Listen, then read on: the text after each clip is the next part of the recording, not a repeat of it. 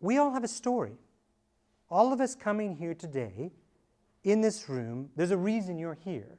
There's been a path that you've taken along the way that has led you to the position to be able to be a leader, to be called a leader. And some of you might say, well, actually, I'm not called a leader. I'm called a manager or a lead hand or a supervisor. That's one of the things we're going to talk about momentarily, is what is the distinction between those titles of management and supervision versus a leader. But we all have a pathway. And most of us didn't wake up one day and say, I want to be a leader of ABC Widget Factory or ABC Social Service Agency.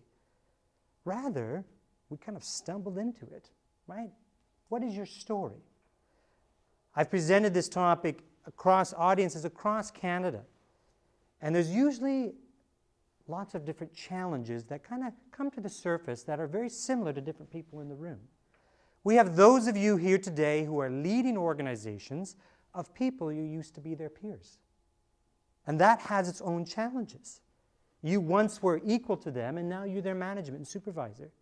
How's that transition happening for you? How is that working out for you? What are the challenges that places upon you?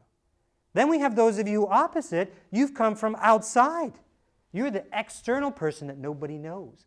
What do you know about this agency?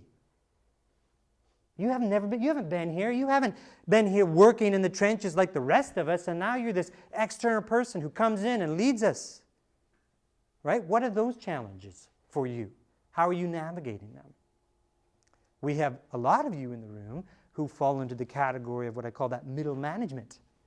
Right? That you have a group of people that you are supervising, but you also have people up here that are supervising you.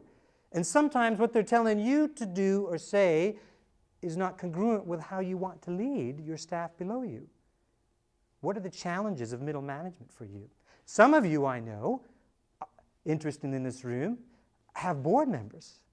What are the challenges of being a CEO or executive director or CEO of a municipality? And yes, you're the leader, but you also kind of have board members too, and they have different opinions. Board members have its, working for boards has its own challenges.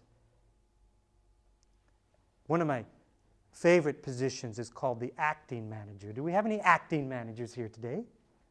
If we had anybody from the federal government, we'd have people here acting. I've worked with some federal government agencies over the years. One time I literally had over half the people in my room, it was all federal government leaders from a variety of different agencies. Half of them were acting. Some of them had been acting for 2 years. What are the challenges of that?